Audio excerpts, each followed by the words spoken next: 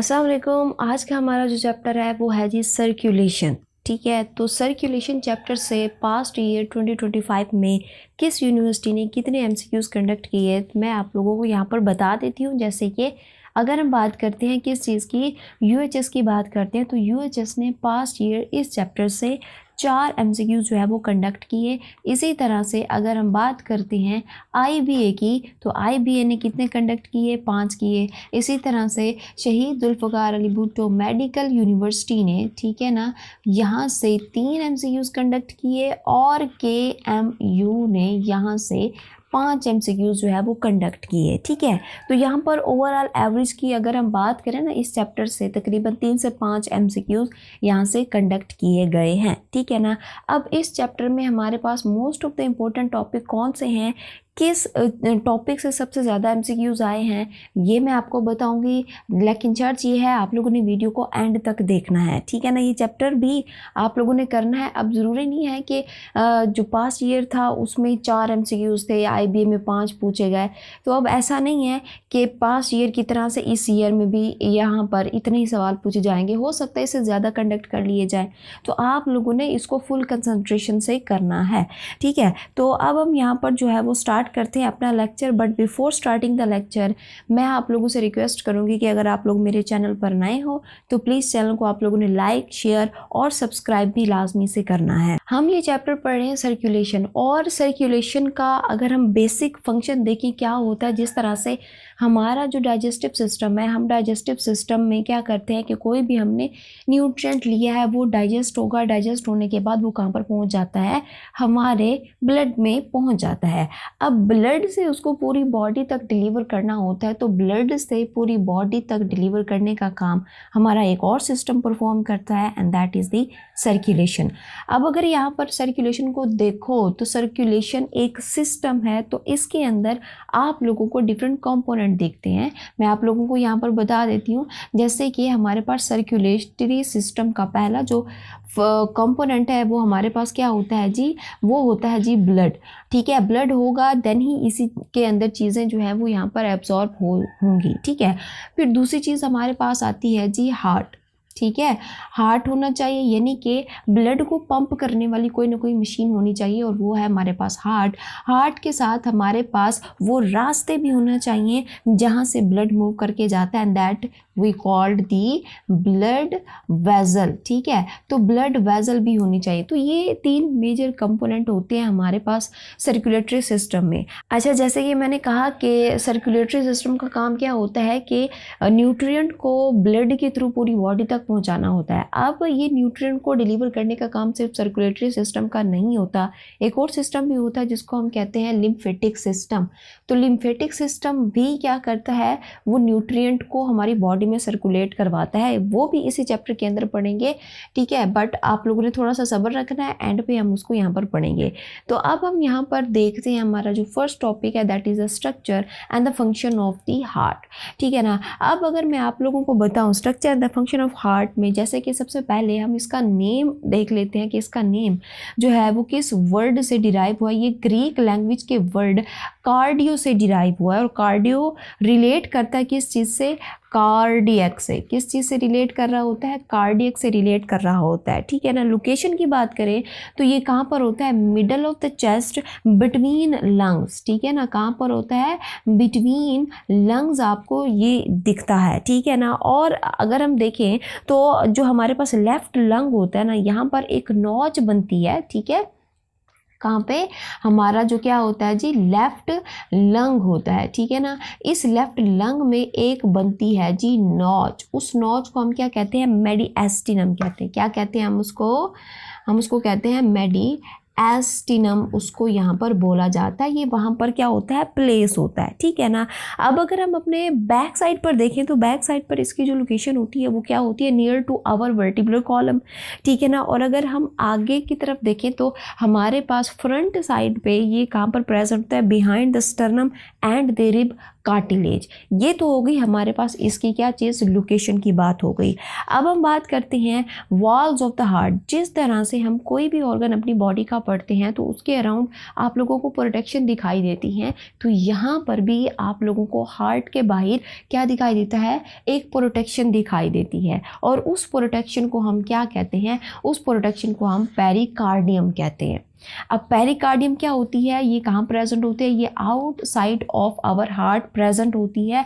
और इसका अगर हम यहाँ पर काम देख लें तो इसका काम क्या होता है कि ये प्रोटेक्टिव लेयर होती है, ये हमारे हार्ट को जो है वो क्या करती है, प्रोटेक्ट करती है। ठीक है, अब सपोज करो पेरिकार्डियम कहाँ पर होती है, मैं यहाँ पर सपोज करो ये है हमारा हार्ट, सपोज कर लो, ठीक है, ये हार्ट है। हार्ट के बाहर आप लोगों को यहाँ पर इस तरह से करके क्या दिखती है, लेयर्स दिखती हैं, ठीक है ना।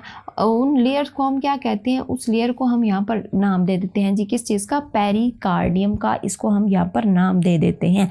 अब ये जो पेरिकार्डियम होती है ना, पेरिकार्डियम एक्चुअली में किस तरह का स्ट्रक्चर रखती है, ये सैक लाइक होती है, यानी कि एक बैग की तरह से होती है। और ये जैसे कि मैंने कहा कि है एक प्रोटेक्टिव लेयर होती है।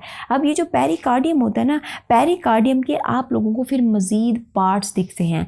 पहला पार्ट हमारे पास क्या होता है, फाइब्रस पेरिकार्डियम होता है, ठीक है ना। अब ये जो फाइब्रस पेरिकार्डियम है, सपोज कर लो ये हमारे पास क्या है जी, ये है जी फाइब्रस पेरिकार्डियम, ठीक है, पी लिख रही हूँ, इसका मतलब क्या है, पेरिकार्डियम है। अब ये आउटर लेयर होती है, ठीक है ना, ये बनी होती है किस चीज़ से, कनेक्टिव टिश्यू से मिलकर ये बनी होती है। और इसका काम क्या होता है, ये प्रोटेक्ट करती है हार्ट को from the external pressure and the shocks and also prevent excessive dilation. Dilation का मतलब क्या होता है कि जब हमारा हार्ट जो है वो बीट कर रहा होता है तो उसने रिलैक्स होना होता है, उसने डायलेट होना होता है, तो ज़्यादा डायलेशन से उसको क्या करता है, हमारे हार्ट को प्रिवेंट करके रखता है। ठीक हो गया ये। अच्छा, फिर हमारे पास पेरिकार्डियम की दूसरी लेयर आती है एंड वो है हमारे पास सीरस पेरिकार्डियम। ये जो आप अंदर की तरफ देख रहे हो, ठीक है, ये अंदर की तरफ जो देख रहे हो इसको हम क्या कहते हैं, सीरस, ठीक है। अब इस सीरस के जो है ना आप लोगों को दो पार्ट दिखाई देते हैं। बेसिकली हमारे पास क्या होती है, इनर लेयर होती है और इसके आप लोगों को कितने पार्ट दिखाई देते हैं, दो। एक होता है आउटर पेरिटल लेयर और दूसरा होता है विसरल, ठीक है ना। ये जो बाहर की तरफ, ठीक है ना, बाहर की तरफ होगा, इसको हम क्या कहेंगे, इसको हम कहेंगे पेरिटल लेयर, ठीक है, इसको हम कहेंगे पेरिटल लेयर, ठीक है। और जो अंदर वाली साइड पर होगा, ठीक है ना, ये वाला पोर्शन अंदर वाली साइड की तरफ इसका जो फेस होगा उसको हम यहाँ पर क्या नाम दे देंगे, विसरल पेरिकार्डियम। क्या नाम दे देंगे, विसरल पेरिकार्डियम का हम इन दोनों को नाम दे देंगे, इसको नाम दे देंगे अंदर वाली साइड की तरफ, ठीक है ना। अब हमारे पास क्या होता है कि ये जो है ना हमारा ये जो विसरल पेरिकार्डियम है, यानी कि ये जो सीरस लेयर होती है, ये हमारे हार्ट के बिल्कुल करीब होती है, ठीक है ना। अब हमारे पास क्या होता है कि इन दोनों लेयर्स में, ठीक है ना, इन दोनों लेयर्स में आप लोगों को क्या दिखता है, आप लोगों को यहाँ पर एक फ्लूइड दिखता है, ठीक है ना। ये सारा जो है इस लेयर्स में क्या मिलता है, आप लोगों को एक फ्लूइड मिलता है, ठीक है ना। और क्योंकि ये पेरिकार्डियम लेयर है, ठीक है ना, तो पेरिकार्डियम लेयर्स के दरमियान में है, तो इस फ्लूइड को हम नाम क्या दे देंगे, पेरिकार्डियल, ठीक है, फ्लूइड का इसको हम यहाँ पे नाम दे देंगे। अच्छा, एक दो बुक्स में मैंने और भी पढ़ा था कि इस फ्लूइड को जो है वो हम CSF भी कहते हैं, ठीक है ना। CSF भी इस फ्लूइड को कहीं कहीं पे जो है वो नाम दिया गया है, ठीक है। तो अब आप लोगों को ये वॉल्स ऑफ द हार्ट समझ आ गई होंगी। अब मज़ीद चलते हैं और पढ़ते हैं लेयर्स ऑफ दी हार्ट। यानी कि अगर हम यहाँ पर देखें, वो तो हमारे पास प्रोटेक्शन थी, प्रोटेक्शन के बाद जो हमारा हार्ट है, हार्ट के अंदर आप लोगों को कितनी लेयर्स दिखाई देती हैं, ठीक है, मैं आपको यहाँ पर बता देती हूँ। जैसे कि हमारे पास सबसे पहली लेयर होती है वो क्या है जी, एपिकार्डियम। यहाँ पे थोड़ा सा मैं ड्रॉ करके दिखा देती हूँ। सपोज करो ये है हमारा हार्ट, ठीक है, ये हमारा हार्ट है। हार्ट के बाहर हमारे पास 3 लेयर्स होती हैं, ठीक है, ये आ गई जी हमारे पास 3 लेयर्स। अभी आप लोग बस सपोज कर लो कि ये जो है मैंने पिंक कलर का क्या ड्रॉ किया है, हार्ट ड्रॉ किया है, ठीक है। तो सबसे बाहर आप लोगों को दिखती क्या है जी, ये वाली, ठीक है, ये है हमारे पास जी एपिकार्डियम। क्या है जी, ये है एपिकार्डियम। और एपिकार्डियम को देखो तो ये बिल्कुल आउटर होती है, आउटर लेयर होती है, यानी कि सबसे पहले आप लोगों को यहाँ पर क्या दिखेगी, ये यू पेरिकार्डियम दिखेगी, ठीक है, पेरिकार्डियम, ठीक है, जो हम अभी पढ़ कर आ रहे हैं, ठीक है, पेरिकार्डियम है, पेरिकार्डियम के नीचे आपको क्या मिलता है, एपिकार्डियम मिलता है, जो कि हमारे पास क्या है जी, लेयर्स ऑफ द हार्ट है, ठीक है ना, हार्ट की बात कर रहे हैं हम। फिर हमारे पास दूसरी लेयर होती है, that is the myocardium, and myocardium is very very special layer of the heart. ये कहाँ पर प्रेजेंट होती है, बेनीथ द एपिकार्डियम। ये जो आप सेकेंड लेयर देख रहे हो, इसको हम क्या कहते हैं, इसको हम कहते हैं मायोकार्डियम, ठीक है। अब ये मायोकार्डियम होता है, ये बेनीथ द एपिकार्डियम है, बना हुआ किस चीज़ से होता है, ये कार्डियक मसल से मिलकर बना होता है, और इसके मसल जो होते हैं ना इनवॉलेंट्री होती है, मीन टू से कि ये हमारे कंट्रोल में होते ही नहीं है, मतलब कि इनको सिग्नल मिले या ना मिले, इन्होंने बस लाइफ टाइम क्या करना होता है, इन्होंने बीट करवाना होता है, और इसीलिए हम इसको क्या कहते हैं, मायोजेनिक है, यानी कि हमारे कंट्रोल में नहीं है, ये खुद ब खुद ही क्या करते रहते हैं, बीट करते रहते हैं, ठीक है। ये बहुत स्पेशल लेयर होती है। फिर बात करते हैं हम थर्ड लेयर की, and that is the endocardium. ये मोस्ट इनर लेयर होती है, ये वाली, ये हमारे हार्ट के बिल्कुल क्या होती है, करीब होती है, ठीक है। ये कौन सी लेयर होती है, ये है जी एंडोकार्डियम, ठीक है, समझ आ गया, ये एंडोकार्डियम होती है, और ये बेनीथ मायोकार्डियम होती है, किस चीज़ से मिलकर बनी होती है, made up of the epithelial cell, और इसमें नर्व्स भी होती हैं, ठीक है ना। अब यहाँ पर नर्व्स आ गए, तो क्या हमारा हार्ट हमारे ब्रेन से कनेक्ट होता है, क्या हमारा हार्ट की जो बीट होती है, क्या वो हमारा ब्रेन कंट्रोल करता है, नहीं भाई। हमारे ये जो हार्ट बीट होती है ना, उसकी जो रिदम होती है, यानी कि हमारी हार्ट बीट बहुत ज़्यादा फास्ट ना हो जाए, बहुत ज़्यादा स्लो ना हो जाए, बिल्कुल नॉर्मल रहे। ये नॉर्मल रहने वाला जो सिग्नल होता है ना, ये रिदम को कंट्रोल करने वाला जो सिग्नल होता है ना, बेसिकली इसका कंट्रोल हमारे ब्रेन के पास होता है।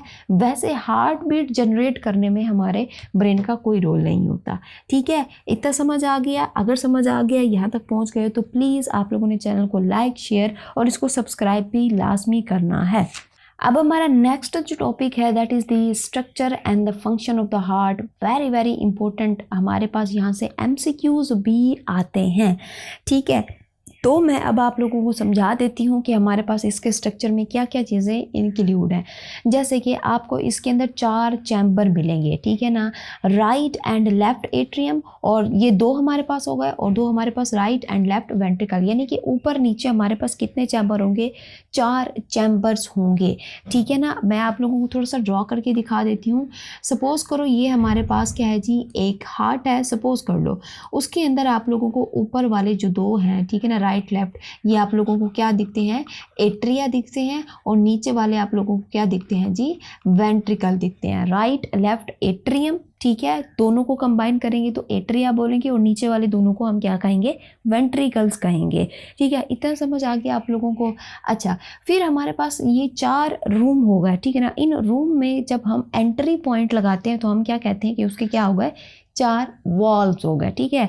4 कमरे हैं तो 4 वॉल्व्स ही हम लगाएंगे, ठीक है ना। अब कहाँ कहाँ पे लगाएंगे हम, यहाँ पर देखो कि एक वॉल यहाँ पर होगा, दूसरा वॉल्व यहाँ पर होगा, तीसरा यहाँ पर होगा, और चौथा हमारे पास यहाँ पर होगा। अब ये जो हमारे पास क्या है कि ये एट्रिया है और ये वेंट्रिकल है, ठीक है। तो एट्रिया और वेंट्रिकल के दरमियान में जो हमारे पास वॉल होगा, ठीक है, जो हमारे पास क्या होगा, एंट्री पॉइंट होगा, उसको हम क्या कहेंगे, एट्रियो वेंट्रिकुलर सेप्टम। लिख लें, मैं नहीं लिख रही यहाँ पर, खुद लिख लें, एट्रियो वेंट्रिकुलर सेप्टम, ठीक है ना। यहाँ पर भी हमारे पास क्या होगा, एट्रियो वेंट्रिकुलर सेप्टम होगा, ठीक है ना। अभी मैं आपको नाम भी बताऊँगी, इनके अलग-अलग से हमारे पास क्या है, नाम है। राइट लेफ्ट हमारे पास क्या है, इनके नाम है। फिर हमारे पास एक वॉल होता है, ठीक है ना, जो कि 2 वेंट्रिकल के दरमियान में, ये वाला, ठीक है ना, इसको हम कहते हैं इंटरवेंट्रिकुलर सेप्टम। और जो यहाँ पर है ये वाला वॉल्व है, ठीक है ना, इसको हम यहाँ पे नाम क्या देते हैं, इंटर एट्रियल सेप्टम का इसको हम नाम दे देते हैं। तो ये आप लोगों ने जो है वो 4 चैम्बर देख लिए, 4 वॉल्व देख लिए, ठीक है ना। अब ये जो हमारे पास क्या होता है, आप लोगों को मैं बता देती हूँ। हमारे पास क्या होता है कि पहला हमारे पास वॉल्व होता है जिसको हम ट्राइकस्पिड कहते हैं, दूसरे को बाइकस्पिड कहते हैं, थर्ड और फोर्थ इसका हमारे पास जो नाम होता है वो सेमी ल्यूनर वाल्व होता है। ये अभी मैं आपको डायग्राम के अंदर बताती हूँ कि ट्राइकस्पिड कहाँ पर है, बाइकस्पिड कहाँ पर है। अच्छा, ये जो हमारे पास ट्राइकस्पिड और बाइकस्पिड है ना, इनकी लोकेशन मैंने देखा है MCQs में, यहाँ पर पास्ट ईयर MCQs में ये पूछा गया है कि ट्राइकस्पिड की लोकेशन कहाँ पर होती है, कि ये कहाँ पर हमारे हार्ट में प्लेस कर रहा होता है। तो अब हम यहाँ पर स्ट्रक्चर देख लेते हैं। सबसे पहले मैं क्या करती हूँ कि इस हार्ट को समझाने के लिए ना एक लाइन से सेपरेशन कर देती हूँ हूँ ताकि आप लोगों को इसके जो चैम्बर्स हैं वो सही से पता चल सकें, ठीक है ना। ये आप लोग एक लाइन देख रहे हो, ठीक है ना। ये ऊपर वाले जो दो हैं, ये वाला, ठीक है ना, ये वाला और ये वाला, ये दोनों जो है आप लोगों को एट्रियम दिख रहे हैं, राइट लेफ्ट। और नीचे वाले जो दो हैं ये हमारे पास क्या है, ये वेंट्रिकल है। मैं यहाँ पे लिख दूँ ये एट्रियम है, ठीक है, और ये भी एट्रियम है, और नीचे वाले दो हमारे पास क्या हैं जी, वेंट्रिकल्स हैं। तो सबसे पहले हम यहाँ पर ये देखते हैं कि हमारा जो हार्ट है, हार्ट में ब्लड कहाँ कहाँ से आता है। पहले ब्लड कहाँ कहाँ से आता है ये देखते हैं, और फिर किस तरह से हार्ट में जब ब्लड आता है तो हार्ट में ब्लड आने के बाद दोबारा किस तरह से इस हार्ट से निकलता है, बॉडी को डिलीवर होता है, तो ये भी मैं आपको अभी बताती हूँ। बट आप लोगों ने यहाँ पर फोकस होकर बैठना है। सो जैसे कि हमने कहा कि हमारे हार्ट के कितने चैम्बर्स होते हैं, 4 चैम्बर्स होते हैं। 1 बाय 1 करके एक एक चैम्बर को डिस्कस करते हैं कि उनमें ब्लड कहाँ कहाँ से आ रहा होता है। तो सबसे पहले हम बात करते हैं इस राइट एट्रियम की। ये हमारे पास क्या है जी, राइट एट्रियम है। अब इस राइट एट्रियम को देखो तो इसमें 2 एंट्री पॉइंट होते हैं। क्या होते हैं, 2 एंट्री पॉइंट। एक ये वाला एंट्री पॉइंट देख रहे हो जिसको हम क्या कहते हैं, जिसको हम कहते हैं सुपीरियर वेना कैवा, ठीक है। अब इस सुपीरियर वेना कैवा से ब्लड आता है हमारा, कहाँ से आता है जी, हमारी 4 लिम्ब से आता है। यानी कि हमारी जो बाजू हो गई, हमारा सर हो गया, यानी कि जो हमारा अपर पार्ट होता है, तो यहाँ से ब्लड आता है। अब ये जो ब्लड होता है ना, ब्लड किस तरह का होता है, ये डीऑक्सीजनेटेड ब्लड होता है। डीऑक्सी यानी कि ये ऑक्सीजन है, साथ में मैंने क्या लिखा, डी है। डी का मतलब क्या है, डीऑक्सीजनेटेड ब्लड है, ठीक है ना। ये बात हो गई। अच्छा, फिर हमारे पास क्या होता है, नीचे से एक एंट्री पॉइंट है, ये जो आप लोग देख रहे हो, इसको हम क्या कहते हैं, इसको हम कहते हैं जी inferior, ठीक है, वेना कैवा। अब ये जो इन्फीरियर वेना कैवा होता है ना, यहाँ से भी ब्लड आता है, और वो ब्लड होता है जी डीऑक्सीजनेटेड, और वो ब्लड कहाँ से आ रहा होता है, हमारी हाइंड लिम्ब से, ठीक है ना। कहाँ से आता है जी, हमारी हाइंड लिम्ब से। ये किसका जिक्र कर रहे हैं, हम राइट एट्रियम की बात कर रहे हैं, ठीक है। तो हमारे पास क्या हुआ कि हमारी टांगों से हम और हमारे बाजू से जो ब्लड आता है वो यहाँ पर कौन सा ब्लड होता है, वो होता है जी डीऑक्सीजनेटेड ब्लड। याद रख लिए कि राइट एट्रियम में कौन सा ब्लड आ रहा है जी, हमारे पास डीऑक्सीजनेटेड ब्लड यहाँ पर आ रहा होता है। फिर हम बात करते हैं किस चीज़ की, लेफ्ट एट्रिया की बात करते हैं। ये जो आप लोग देख रहे हो, ठीक है ना, इसको हम क्या कहते हैं, ये हमारे पास है जी लेफ्ट एट्रिया, ठीक है। अब लेफ्ट एट्रिया की अगर हम यहाँ पर बात करते हैं तो लेफ्ट एट्रिया में एट द सेम टाइम जब हमारे पास राइट एट्रियम में डीऑक्सीजनेटेड ब्लड आता है, लेफ्ट एट्रियम में हमारे पास ब्लड आता है, लेकिन ये जो ब्लड होता है ना, ये ऑक्सीजनेटेड ब्लड होता है, ठीक है ना। और ये ब्लड कहाँ से आता है, हमारे लंग्स से आता है। लंग्स से कहाँ पर आता है, कहाँ से आता है, ये पल्मोनरी वेन से आता है। क्या, कहाँ से, पल्मोनरी वेन से आता है। अच्छा, आप लोगों ने देखा होगा कि ये जो पल्मोनरी वेन्स होती है ना, ये डीऑक्सीजनेटेड ब्लड लाती है, लेकिन यहाँ पर हमारे हार्ट में ये एक एक्सेप्शनल केस है कि ये जो हमारे पास क्या होती है, पल्मोनरी वेन्स होती है ना, तो यहाँ पर हमारे लेफ्ट एट्रियम में ये कौन सा ब्लड लाती है, ऑक्सीजनेटेड ब्लड लाती है, याद रखिएगा। अब हमने यहाँ पर देख लिया कि राइट और लेफ्ट एट्रियम दोनों में ब्लड आया। एक में हमारे पास क्या होता है, ऑक्सीजनेटेड, दूसरे में हमारे पास क्या होता है, डीऑक्सीजनेटेड ब्लड होता है। अब ये दोनों मिक्स नहीं होते। क्यों मिक्स नहीं होते, क्योंकि मैंने कहा था यहाँ पर, जब मैंने आप लोगों को बताया कि चैम्बर्स ऑफ हार्ट में हमारे पास क्या होता है कि ये जो हमारा हार्ट होता है ना, एट्रियम, दोनों एट्रियम के दरमियान में यहाँ पर आप लोग देख रहे हो कि सेपरेशन वॉल है। दैट्स वाई हमारा ब्लड चाहे वो डीऑक्सीजनेटेड हो या चाहे ऑक्सीजनेटेड हो, तो यहाँ पर ये मिक्स अप नहीं होते। समझ आ गया कि एट्रियम में कहाँ से हमारे पास ब्लड आ रहा है। अब यहाँ पर ब्लड दोनों एट्रिया में आता है, एट्रिया से फिर हमने इसको कहाँ पर भेजना होता है, वेंट्रिकल में इसको भेजना होता है, ठीक है ना। अब यहाँ पर क्या करेंगे कि किस तरह से ब्लड जो है वो वेंट्रिकल में जाएगा, कि ये जो बोथ एट्रियम है ना, ये क्या करते हैं, ये कंट्रैक्ट करते हैं, ठीक है ना। कंट्रैक्शन से फिर यहाँ पर ये जो वॉल्व्स होते हैं, मैं आपको बता दूँ, ये जो आप लोग वॉल्व देख रहे हो, ठीक है ना, ये वाले वॉल्व, ठीक है ना, राइट साइड पे और लेफ्ट साइड पे। राइट साइड पे हमारे पास ये जो वॉल्व है, ये वाला, ठीक है, आप, मैं थोड़ा कलर जो है वो कर देती हूँ ताकि आपको पता चले। ये वाला जो वॉल्व है, ठीक है, जो राइट एट्रियम और राइट वेंट्रिकल, ठीक है ना, ये मैं लिख रही हूँ राइट एट्रियम और वेंट्रिकल के दरमियान में जो वॉल्व है इसको हम कहते हैं ट्राई कस्पिड वैल्व। अब ट्राई कस्पिड क्यों कह रहे हैं, क्योंकि अगर इसका आप लोग स्ट्रक्चर देखें तो इसमें आपको यूं इस तरह से करके जो है वो क्या दिखते हैं, 3 फ्लैप्स दिखते हैं, दैट्स वाई इसको हम ट्राई कस्पिड कहते हैं। और जो लेफ्ट वेंट्रिकल है और लेफ्ट एट्रियम है इनमें भी आपको एक वॉल्व दिखता है एंड उसको हम कहते हैं by cuspid valve. By cuspid क्यों कह रहे हैं, अब आपको समझ आ गया होगा कि इसमें आपको यूँ इस तरह से 2 फ्लैप्स दिखते हैं। अच्छा, हम बात कर रहे थे कि एट्रिया से ब्लड जो है वो किस तरह से वेंट्रिकल में आएगा। जब हमारे पास दोनों एट्रियम फिल हो जाते हैं ब्लड से तो ये कंट्रैक्ट करते हैं। जब फिल हो रहे थे रिलैक्स थे, जब पूरे फिल हो जाते हैं तो ये क्या करेंगे, कंट्रैक्ट करेंगे। कंट्रैक्शन से क्या होगा कि ये जो वॉल्व हैं, चाहे हमारे पास कौन सा वॉल्व है, ये हमारे पास ट्राइकस्पिड वैल्व है या फिर बाइकस्पिड वैल्व है, ये दोनों ओपन हो जाते हैं। जब ये दोनों ओपन हो जाते हैं तो ब्लड यहाँ से हमारे पास कहाँ पर आ जाता है, ये हमारे पास एट्रियम से वेंट्रिकल्स में आ जाता है। तो इस वेंट्रिकल से ब्लड ने बाहर जाना होता है।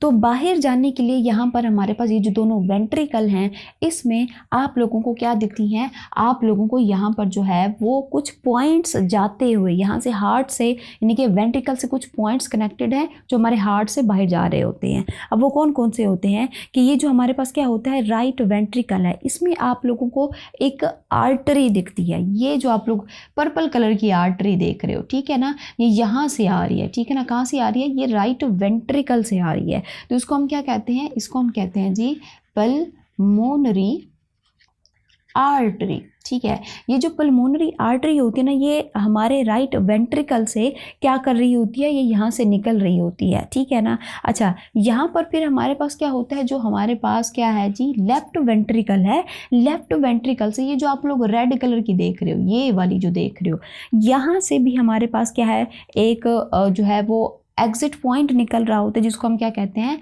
एओर्टा कहते हैं। ठीक है, तो यहाँ पर ये दोनों पॉइंट आप लोगों ने समझ लिए कि हमारे वेंट्रिकल से यहाँ पर 2 एग्जिट पॉइंट निकले होंगे। अब किस तरह से हार्ट जो है वो वेंट्रिकल से बाहर आएगा, सबसे पहले देखो कि जब ब्लड हमारे एट्रिया से आ रहा होता है तो कंट्रैक्शन से हमारे पास बाइकस्पिड वैल्व और ट्राइकस्पिड वैल्व दोनों ओपन हो जाते हैं, ठीक है ना। और जब ये ओपन होते हैं तो ब्लड वेंट्रिकल में आ जाता है। जैसे ही ब्लड वेंट्रिकल में फिल हो जाता है तो दोनों वॉल्व क्या हो जाते हैं, बंद हो जाते हैं। इनके बंद होने से, ठीक है ना, यहाँ पर मैं लिख रही हूँ ट्राई और बाइकस्पिड के क्या होने से, क्लोज होने से यहाँ पर क्या प्रोड्यूस होती है जी, साउंड प्रोड्यूस होती है। और उस साउंड को हम फिर नाम क्या दे देते हैं जी, लब का नाम दे देते हैं। अच्छा, ये भी एमसीक्यू मैंने देखा है कि ट्राइकस्पिड और बाइकस्पिड के हमारे पास क्लोजिंग से या ओपनिंग से क्या यहाँ पर साउंड प्रोड्यूस होती है या नहीं है। तो आप लोगों ने क्या करना है कि इसके क्लोजिंग से साउंड प्रोड्यूस होती है और उस साउंड का हमारे पास नाम क्या है जी, लब। ठीक है, तो ये दोनों वाल्व हमारे पास क्या हो जाते हैं, जब बंद होते हैं तो इन्हीं के बंद होने से हमारे पास क्या होती है, साउंड प्रोड्यूस होती है। अब वेंट्रिकल से ब्लड ने बाहर जाना है तो क्या होगा कि ये जो हमने 4 वाल्व पढ़े थे ना, 2 वाल्व तो आपने पढ़ लिए, एक आपने ट्राई पढ़ लिया और एक आपने बाइकस्पिड पढ़ लिया। अब हमारे पास 2 वाल्व और भी होते हैं, ठीक है, जिनका हमने सेम नेम पढ़ा था ऊपर। यहाँ पर ये देखिए, थर्ड और फोर्थ हमारे पास जो वाल्व था उसका नाम क्या था, सेमील्यूनर वाल्व। अब ये कहाँ पर थे, ये हमारे पास एक आप लोगों को एओर्टा में दिखेगा, ठीक है, यहाँ पर दिखेगा, डायग्राम में आप लोग देखें, ठीक है, यहाँ पर आप लोगों को दिख रहा है, और दूसरा आप लोगों को जो है वो पल्मोनरी आर्टरी के अंदर दिख रहा है। ये 2 वाल्व आप लोगों को यहाँ पर दिख रहे हैं, ठीक है ना।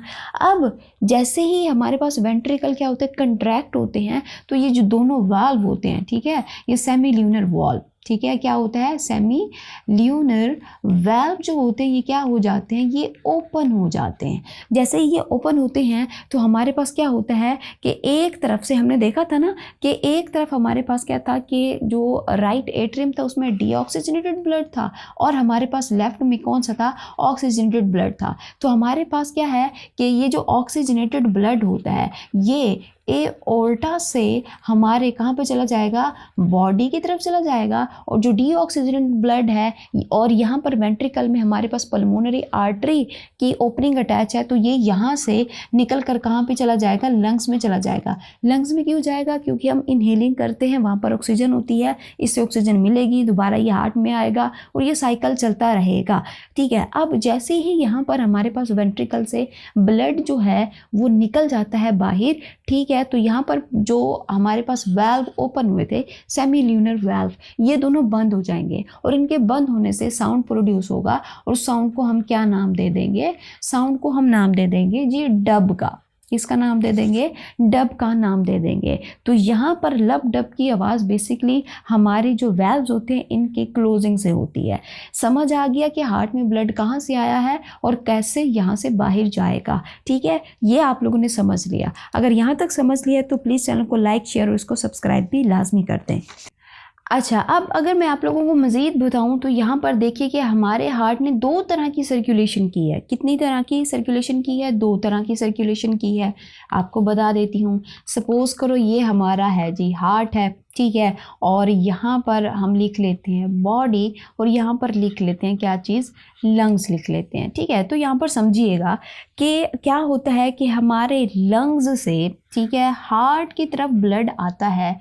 लंग्स से जो हार्ट की तरफ ब्लड आता है that is the oxygenated blood. कौन सा ब्लड था, ऑक्सीजनेटेड ब्लड। कौन ला रहा था, पल्मोनरी वेन ला रहा था। ठीक है, जैसे ही ऑक्सीजनेटेड ब्लड हार्ट में आता है, हार्ट क्या करता है, इस ऑक्सीजनेटेड ब्लड को क्या करता है, हमारे पास यूटिलाइज बॉडी को भेजने के बाद यहाँ पर फिर वापस क्या करता है, डीऑक्सीजनेटेड ब्लड जो है वो क्या करता है, हमारे लंग्स को भेज देता है। ठीक है, ये लंग्स की तरफ जब आता है तो ये हमारे पास एक साइकिल पूरा होता है। पहले ऑक्सीजनेटेड ब्लड, फिर डीऑक्सीजनेटेड ब्लड, ये साइकिल चलता रहेगा। और इस साइकिल को हम फिर नाम क्या दे देते हैं जी, ये है जी पल्मोनरी सर्कुलेशन। क्या है जी, पल्मोनरी सर्कुलेशन, इसको हम यहाँ पर बोलते हैं। समझ आ गया। फिर हमारे पास दूसरा जो सर्कुलेशन होता है वो क्या होता है कि हमारा जो हार्ट होता है, हार्ट क्या करता है कि ऑक्सीजनेटेड ब्लड किसको देता है, बॉडी को देता है। ठीक है ना, बॉडी को कहाँ से दे रहा था, एओर्टा से दे रहा था। ठीक है, और फिर डीऑक्सीजनेटेड ब्लड दोबारा हमारे हार्ट में आता है through the superior and inferior vena cava. ठीक है, क्या होता है, डीऑक्सीजनेटेड ब्लड आता है। तो अब बॉडी से हार्ट और हार्ट से बॉडी की तरफ ये दूसरी सर्कुलेशन कंप्लीट होती है। और इस सर्कुलेशन को फिर हम नाम क्या दे देते हैं जी, सिस्टेमिक। ठीक है, सिस्टेमिक सर्कुलेशन का इसको हम यहाँ पर नाम दे देते हैं। तो हमारा हार्ट ये दो तरह की सर्कुलेशन करता है। और इससे भी मैंने एमसीक्यूज़ देखे हैं कि यहाँ पर एमसीक्यूज़ कंडक्ट किया गया है। पूछा गया है कि हमारे पास जो लंग्स से हार्ट या हार्ट से लंग्स की तरफ जो हमारे पास सर्कुलेशन होती है उसका नाम क्या है, या उसमें कौन सा ब्लड, कैसा ब्लड जो है यहाँ से जो है वो मूव करता है। तो ये भी आप लोगों ने ध्यान से देख लेना है। अब हम यहाँ पर नेक्स्ट डिस्कस करते हैं दी कार्डियक साइकिल ऑफ हार्ट, यानी कि हमारा जो हार्ट है वो किस तरह से बीट करता है। सबसे पहले तो हम इसको क्या कर लेते हैं, डिफाइन कर लेते हैं कि ये cardiac cycle of heart rate, या फिर दूसरा नाम हम सिंपली इसको कहते हैं कि हार्ट बीट। हार्ट बीट क्या होती है, alternative relaxation and the contraction of heart called the cardiac cycle. ठीक है ना। अब एक हार्ट बीट के दौरान क्या क्या होता है इसमें हम यहाँ पर पढ़ते हैं। जब हमारे पास, याद रखिएगा कि जब हमारे पास एट्रिया, ठीक है, क्या है जी, ये एट्रिया जो है ये क्या करते हैं, रिलैक्स करते हैं। एट अ सेम टाइम जो वेंट्रिकल होते हैं, ठीक है, ये भी क्या करते हैं, ये भी रिलैक्स करते हैं। ठीक है, तो दोनों की जो रिलैक्सेशन स्टेट होती है ना, इस रिलैक्सेशन स्टेट को हम यहाँ पे नाम क्या दे देते हैं जी, डायास्टोल का। किसका नाम दे देते हैं जी, डायास्टोल का नाम दे देते हैं। और ये तकरीबन 0.4 सेकंड तक रहती है। ठीक है, डायस्टोल। ठीक है, अब यहाँ पर क्या होता है कि जब एट्रिया फिल हो जाते हैं तो एट्रिया में हमारे पास क्या होता है, जब देखो एट्रिया रिलैक्स थे तो इसका मतलब क्या है कि एट्रिया ब्लड से फिल हो रहे हैं। तो जब ब्लड से फिल हो जाते हैं तो यहाँ पर इनका ब्लड प्रेशर बढ़ता है। इससे दोनों एट्रिया फिर क्या करते हैं, इससे दोनों एट्रिया हमारे पास क्या कर लेंगे, कंट्रैक्ट करेंगे, ठीक है ना। जब हमारे पास ये क्या हो जाएंगे, फिल हो जाएंगे, किस चीज़ से, ब्लड से, ठीक है। तो जैसे ये ब्लड से फिल होंगे तो ब्लड से फिल होने के बाद ये दोनों क्या करते हैं, कंट्रैक्ट करते हैं, ठीक है।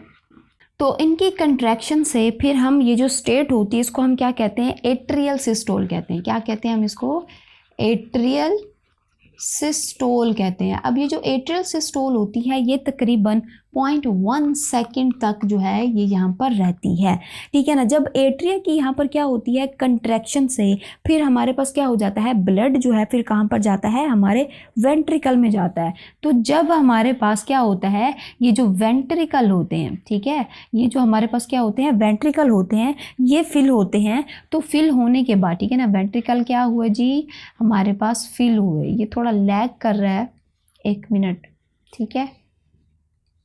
वेंट्रिकल क्या हो जाते हैं, फिल हो जाते हैं। इनके फिल होने से क्या होता है कि ये फिर कंट्रैक्ट करते हैं, ठीक है। और जब ये हमारे पास क्या करते हैं जी, कंट्रैक्ट करते हैं, तो इनकी कंट्रैक्शन को हम क्या कहते हैं, वेंट्रिक्यूलर सिस्टोल। क्या कहते हैं, वेंट्रिक्यूलर सिस्टोल बोलते हैं, ठीक है। और ये तकरीबन हमारे पास क्या है कि कितना टाइम लेती है, 0.3 जो है वो सेकंड का टाइम लेती है। इससे ब्लड फिर हमारे पास, इसके बाद यहाँ पर जब ये वेंट्रिकल कंट्रैक्ट हो जाते हैं तो इससे फिर ब्लड पल्मोनरी आर्टरी और एओर्टा से बाहर चला जाता है। अच्छा, अब आप लोगों ने यहाँ पर याद क्या रखना है, यहाँ से MCQs आ चुके हैं।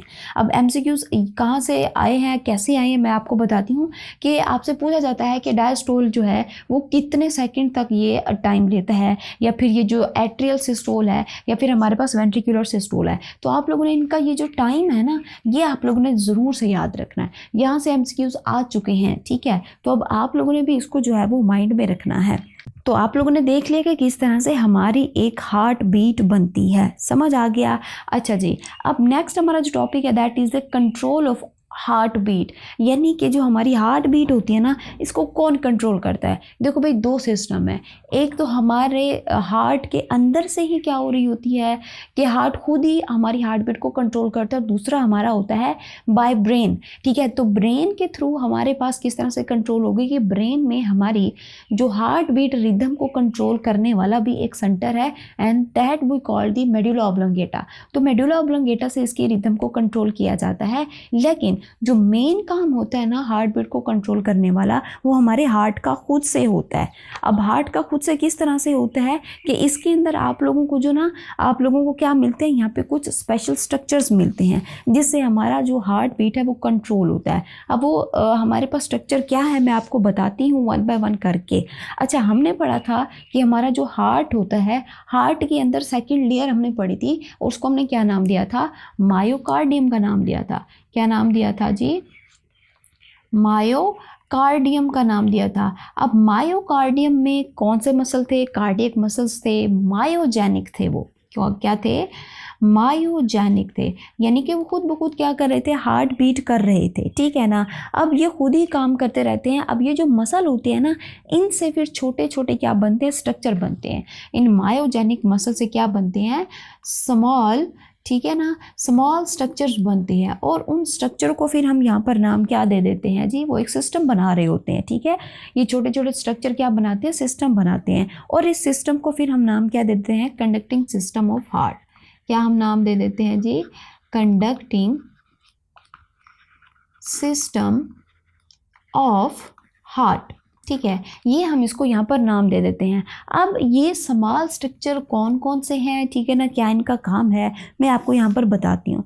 सबसे पहले आप लोगों को अगर मैं दिखाऊं, ये देखिए इस डायग्राम में देखिए कि ये जो आप लोग देख रहे हो ये वाला, ठीक है ना, इसमें आप लोगों को ये मायोजेनिक स्ट्रक्चर दिख रहा है। इसको हम यहाँ पे नाम क्या दे देते हैं जी, SA नोड, यानी कि साइनोएट्रियल नोड कहते हैं। ये बेसिकली कार्डियक मसल का ग्रुप होता है जो राइट एट्रियम की अपर वाल, ये आप लोग देख रहे हो, ये क्या है जी, ये है जी राइट एट्रियम, ठीक है। राइट एट्रियम की अपर वाल में आप लोगों को ये दिख रहा है। ये ऐसे नोड एक्चुअली में इलेक्ट्रिकल इम्पल्सिस को बनाती है, जिससे फिर ये दोनों एट्रियम में जाती है, यानी कि ये क्या करता है, इलेक्ट्रिकल इम्पल्सिस को बनाती है। फिर ये हमारे पास क्या होता है, ये दोनों एट्रियम में जाएगी, ठीक है ना, यहाँ पर भी और यहाँ यहाँ पर भी हमारे पास क्या होगा, ये दोनों एट्रियम में फिर जाएगी। इसी ऐसे नोड के इम्पल्स जनरेटिंग पावर की वजह से हमारे पास ये जो दोनों एट्रिया होते हैं ना, ये एक साथ क्या करते हैं, कंट्रैक्ट करते हैं। अब ये जो ऐसे नोड होता है ना हमारा, ऐसे नोड, इसको हम क्या कहते हैं कि ये हमारा नेचुरल पेस मेकर होता है। क्या होता है जी, पेस मेकर होता है। अब पेस मेकर के बारे में पूछेंगे आपके, पेस मेकर क्या होता है। देखो भाई, ये छोटी छोटी मेडिकल डिवाइसेस होती हैं जो चेस्ट में रखी जाती हैं, जो इलेक्ट्रिकल सिग्नल देती हैं हार्ट के मसल को, जिनसे हमारा हार्ट नॉर्मल बीट करता है। इन केस अगर ये हमारे हार्ट का ये कंडक्टिंग सिस्टम जो है वो गड़बड़ करे, लेकिन अल्लाह पाक ने नेचुरली हमारी बॉडी के अंदर पेस मेकर रखा है in the form of the SA node. ठीक है ना, ये आप लोगों ने पढ़ लिया।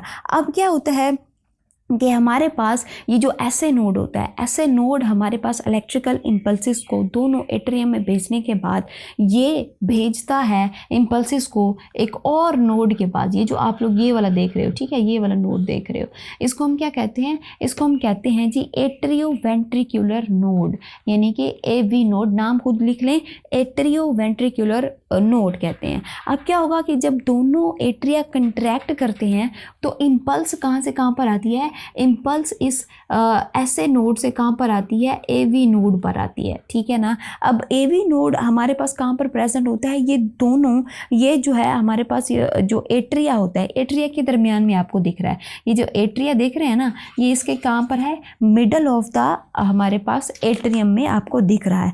अब ये जो हमारे पास AV नोड है, एक पॉइंट याद रखिएगा कि ये 0.15 सेकेंड तक क्या करता है, इम्पल्स को डिले कर देता है। इसको थोड़ा सा जो है वो देर से आगे पहुंचाएगा। क्यों पहुंचाएगा, ताकि एट्रिया की कंट्रैक्शन कंप्लीट हो जाए और बाद में हमारे पास क्या हो, वेंट्रिकल की कंट्रैक्शन हो। ठीक है ना। अब फिर क्या होगा कि ये किस तरह से आगे इम्पल्स जाएगी, किस तरह से आगे सिग्नल जाएगा। तो आगे सिग्नल हमारे पास किस तरह से जाता है, मैं आपको बताती हूँ कि ये जो हमारे पास क्या होता है, AV नोड होता है। AV नोड से एक फिर हमारे पास क्या निकला होता है, एक हमारे पास इस तरह से पॉइंट निकला होता है, जिसको हम यहाँ पे नाम क्या दे देते हैं, मैं कलर चेंज कर लेती हूँ। ठीक है, ये ग्रीन वाला, ठीक है ना, ये इस तरह से क्या है, ये वाला पॉइंट होता है, इसको हम क्या कहते हैं, बंडल ऑफ फेस। ठीक है, बंडल ऑफ फेस। तो हमारे पास इम्पल्स फिर कहाँ पर आ जाती है, बंडल ऑफ फेस पर आती है।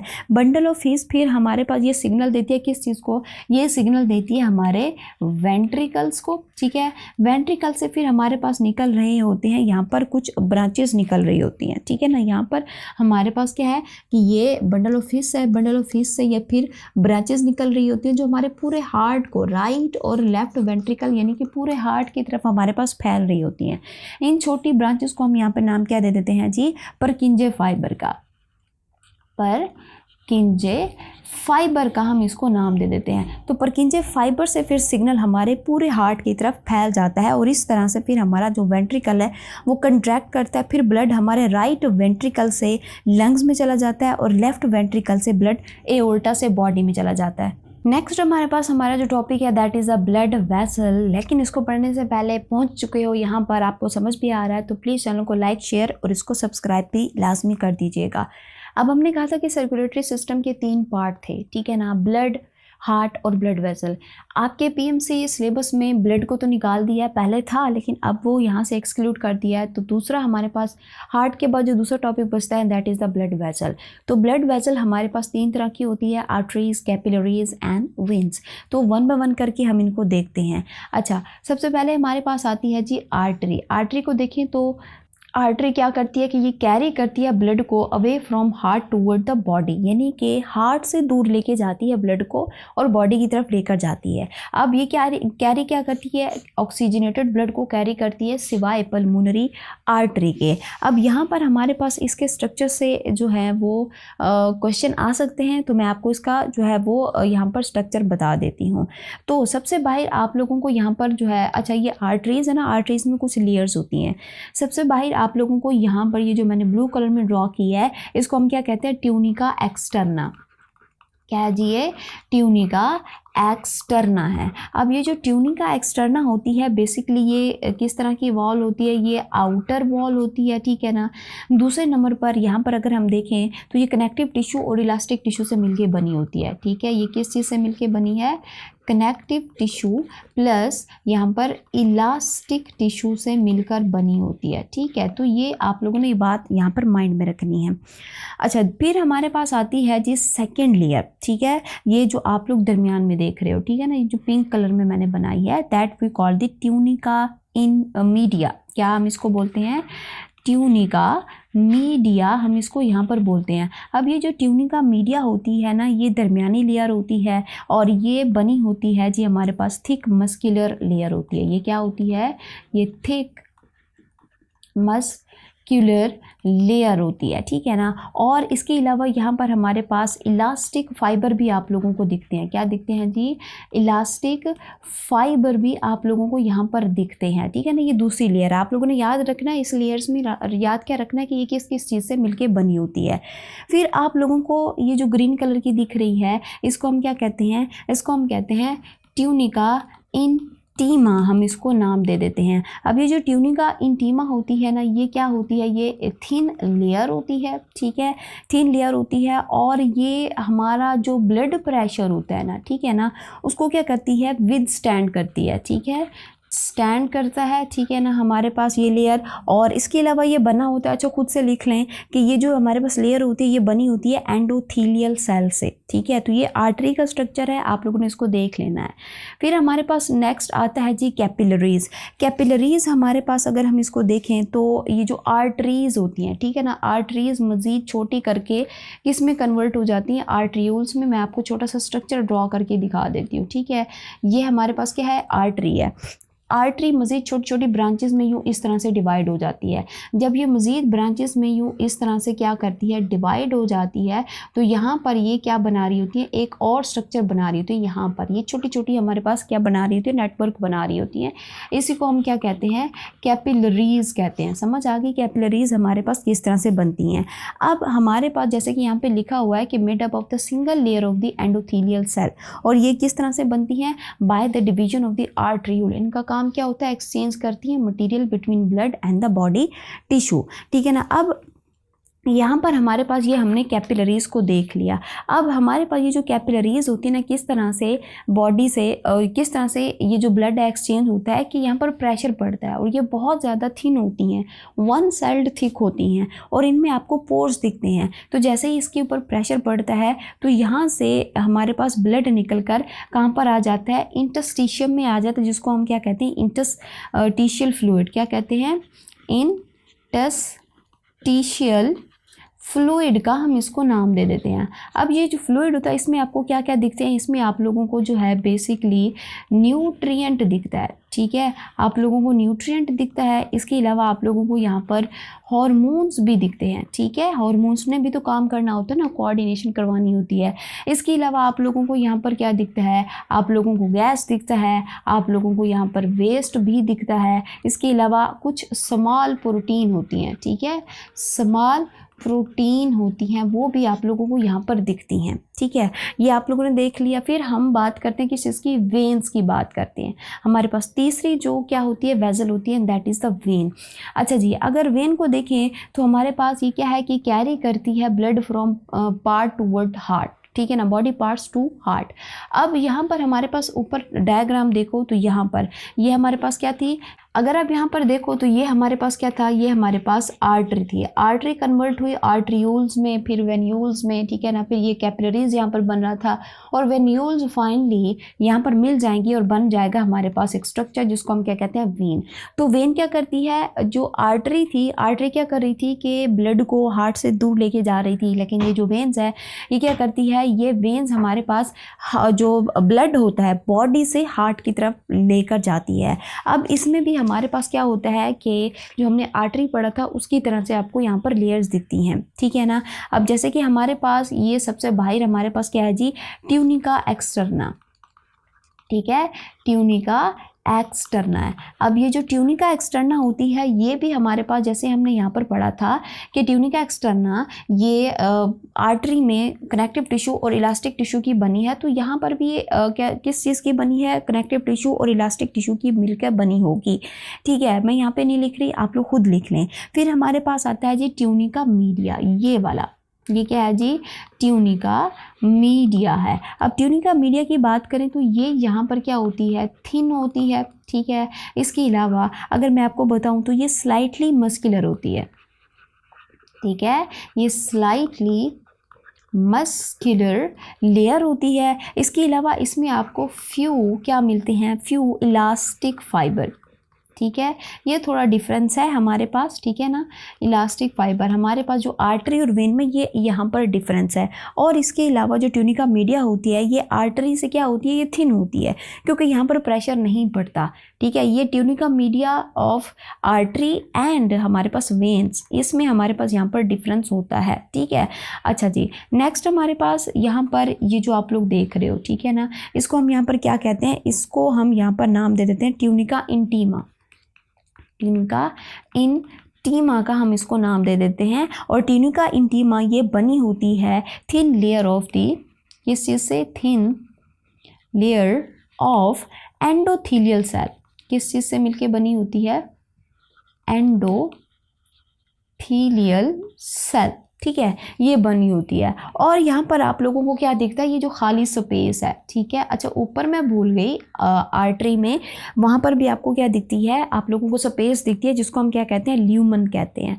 अच्छा, इसके ल्यूमन में और हमारे पास आर्टरी के ल्यूमन में जो है वो थोड़ा बहुत डिफरेंस है। अब वो डिफरेंस क्या है कि ये जो हमारे पास ल्यूमन होती है ना, ये इसमें आप लोगों को जो है वो सिर्फ खाली स्पेस दिखती है। ठीक है, स्पेस को हम क्या कह रहे हैं? ल्यूमन कह रहे हैं। और यहाँ से जो ब्लड है वो क्या करता है? वो यहाँ पर फ्लो करता है। लेकिन यहाँ पर हमारे पास अगर हम देखें ना वेन के अंदर, तो वेन के अंदर इस ल्यूमन में आप लोगों को यूँ इस तरह से करके ना क्या दिखते हैं? वॉल्स दिखते हैं। क्या दिखते हैं जी? वॉल्स आप लोगों को यहाँ पर दिखते हैं, जिसको हम क्या कहते हैं? Semi lunar wall. Semi lunar valve आप लोगों को यहाँ पर दिखते होते हैं। अब यहाँ पर ये क्यों प्रेजेंट होते हैं? To prevent back flow of blood. ठीक है ना, जब ब्लड हार्ट में जा रहा होता है, ठीक है, तो हमारे पास ये उसको क्या करती हैं? प्रिवेंट करती है ताकि ये बैक फ्लो ना कर ले। तो ये थे हमारे पास ब्लड वेसल। अब हमारे पास इस चैप्टर का लास्ट टॉपिक है and that is the lymphatic system. लेकिन उससे पहले यहाँ तक पहुँच गए हो तो प्लीज़ चैनल को लाइक, शेयर और सब्सक्राइब लाजमी कर दीजिएगा। चलें जी, अब हमारा है जी लिम्फेटिक सिस्टम। लिम्फेटिक सिस्टम को अगर मैं आप लोगों को बताऊं, क्योंकि ये एक सिस्टम है तो सिस्टम में कोई एक चीज़ वर्क नहीं करती, तो यहाँ पर लिम्फेटिक सिस्टम के कुछ कंपोनेंट हैं। तो वो कंपोनेंट हमारे पास क्या क्या है? आप लोगों ने याद रखना है। लिम्फेटिक वेसल है, ठीक है ना। दूसरी हमारे पास क्या होगी जी? लिम्फ होगा। ठीक है, और क्या होगा आपके पास? लिम्फ होगा। लिम्फ के बाद आप लोगों को क्या दिखेगा?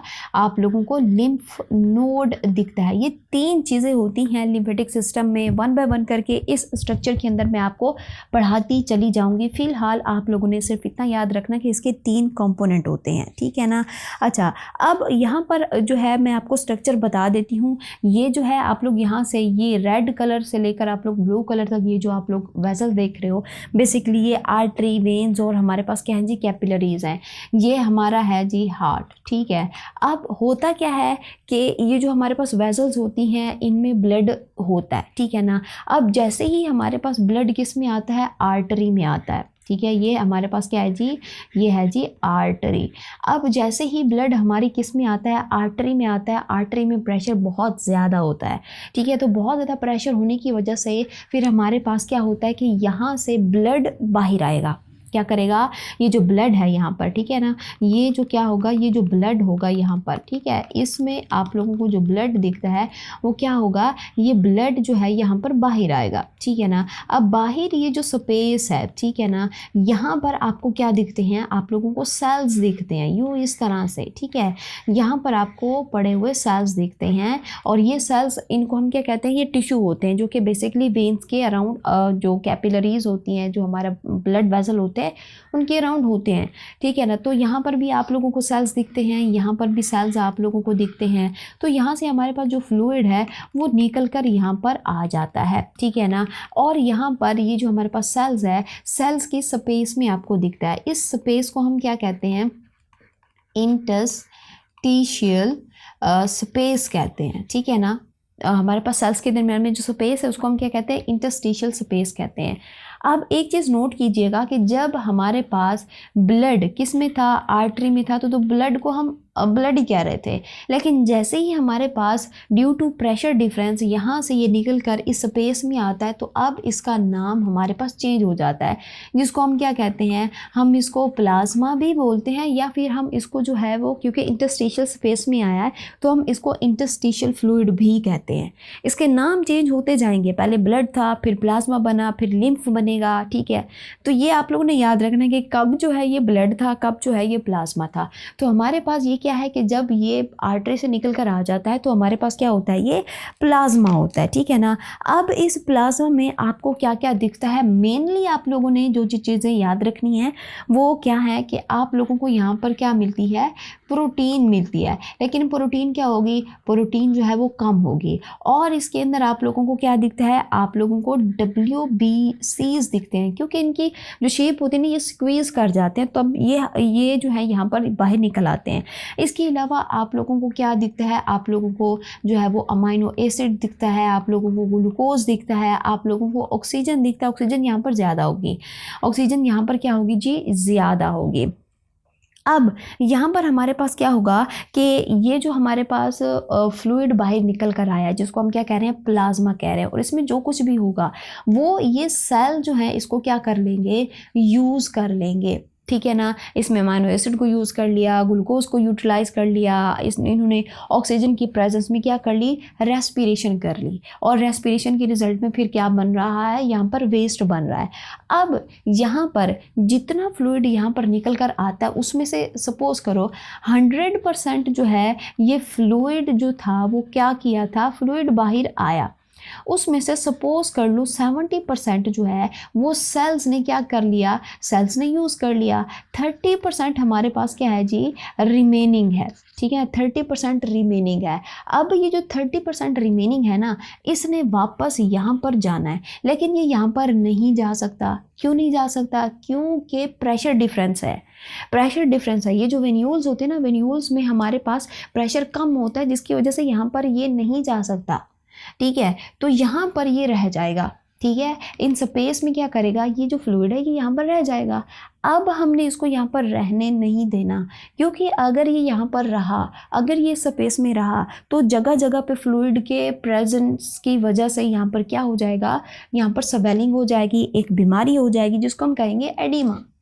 समझ आ गया है, एडिमा हो जाएगा बॉडी में। तो हमने इसको यहाँ पर रहने नहीं देना, तो हम क्या करेंगे, इसको किसी और तरीके से हम ब्लड का पार्ट बनाएंगे। अब हम क्या करेंगे कि यहाँ पर आप लोग ये जो डक्ट देख रहे हो, ठीक है, इसको हम क्या कहते हैं, इसको हम कहते हैं जी लिम्फ वेजल, ठीक है। अब हमारे पास जितना भी बच चुका था, सपोज कितना बच चुका था, 30% हमारे पास यहाँ पर बच चुका था, तो इस फ्लूइड को, इस प्लाज्मा को हम कहाँ पर लेकर आएंगे, लिम्फ वेजल में लेकर आएंगे। तो अब हमारे पास जैसे ही ये प्लाज्मा लिम्फ वेजल में आता है, ठीक है, ये हमारे पास लिम्फ वेजल में आता है, तो अब इसका नाम हमारे पास चेंज हो जाता है, जिसको हम क्या कहते हैं, जिसको हम कहते हैं लिम्फ, ठीक है। इसको अब हम क्या कहेंगे, लिम्फ कहेंगे। अब लिम्फ के अंदर क्या क्या चीज़ें होती हैं मैं आपको यहाँ पर बता देती हूँ कि इसमें आप लोगों को क्या दिखता है, इसमें आप लोगों को ऑक्सीजन दिखती है, लेकिन कम, ठीक है ना, कम होगी। क्यों कम होगी, वहाँ पर ज़्यादा थी,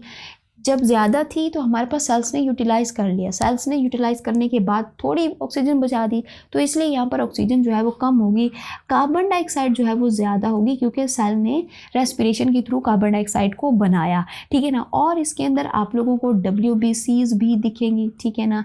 इसके अलावा आप लोगों को जो है वो क्या दिखता है, लेस प्रोटीन दिखती है, ठीक है। तो ये चीज़ें किस में आ जाती हैं, हमारे लिम्फ में आ जाती हैं। अच्छा, एक चीज़ यहाँ पर नोट करें कि हमने तो निकाला था ब्लड, ब्लड निकाला था ना, प्लाज्मा बना, प्लाज्मा के बाद वो लिम्फ बन गया। अब लिम्फ जब हमारा ब्लड से जो है वो हम निकाल लेंगे, हम थोड़ा थोड़ा करके हम अपने ब्लड को लिम्फ बना देंगे, तो क्या हमारा जो ब्लड है, जो हमारी बॉडी में 5-6 लीटर होता है, क्या इसकी जो वॉल्यूम है वो कम नहीं हो जाएगी? यानी हमारा ब्लड कम नहीं हो जाएगा? मतलब हम थोड़ा थोड़ा करके इस तरह से करते रहें तो फिर तो हमारा ब्लड 5-6 लीटर से कम हो जाएगा, मतलब 2-3 लीटर पर आ जाएगा, इस तरह से अगर हम करेंगे। लेकिन ऐसा नहीं होता, ऐसा नहीं होता। ये जो फिर हमारा लिम्फ है ना, फिर दोबारा से इसको किसका पार्ट बना दिया जाता है? ब्लड का पार्ट बना दिया जाता है।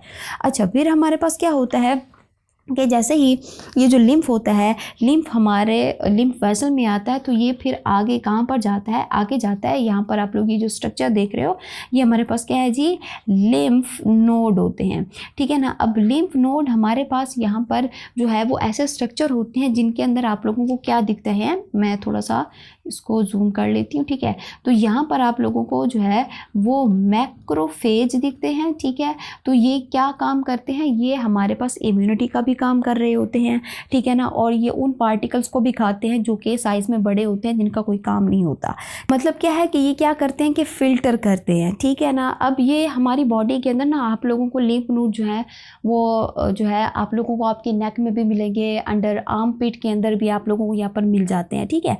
तो ये इनका काम हमारे पास बेसिकली ये होता है। फिर हमारे पास जितना भी लिम्फ कैपिलरी में आया है, ठीक है ना, फिर हमारे पास क्या था कि लिम्फ नोड ने इसको फिल्टर कर दिया। फिल्टर करने के बाद यहाँ पर लिम्फ नोड से फिर हमारे पास कुछ क्या निकलती हैं? डक्ट निकलती हैं, जिसको एक को हम यहाँ पर नाम क्या दे देते हैं जी?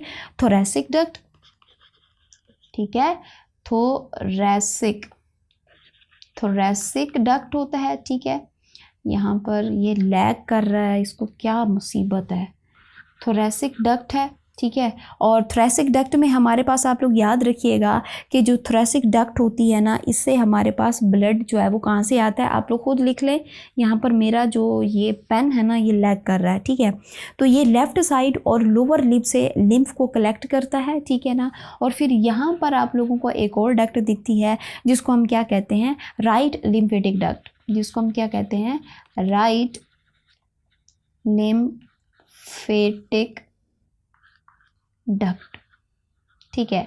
तो यहाँ से ब्लड जो है वो कहाँ से आता है? राइट आर्म और लोअर लिम्फ से जो है यहाँ पर ये लिम्फ कलेक्ट करते हैं दोनों, ठीक है ना। थोरैसिक डक्ट और राइट लिम्फेटिक डक्ट, ये दोनों जो है वो अपने अपने पोर्शन से क्या करती हैं? लिम्फ को कलेक्ट करती हैं। लिम्फ को कलेक्ट करने के बाद फिर ये हमारे पास ये जो है, ये वाली जो डक्ट है, ये क्या है जी? ये है जी सब क्लेवियन डक्ट, ठीक है। तो ये फिर सब क्लेवियन डक्ट में आ जाता है हमारा लिम्फ, और लिम्फ फिर हार्ट में आता है। हार्ट से फिर दोबारा इसको किसका पार्ट बना दिया जाता है? ब्लड का पार्ट बना दिया जाता है। सारे न्यूट्रिएंट सब वगैरह हमारे पास क्या है कि यहाँ पर हमारे ब्लड का पोर्शन बन जाते हैं। लेकिन कुछ ऐसी चीज़ें होती हैं जो डायरेक्टली ब्लड का पार्ट नहीं बनती, और वो हमारे पास क्या होती हैं? फैटी चीज़ें होती हैं।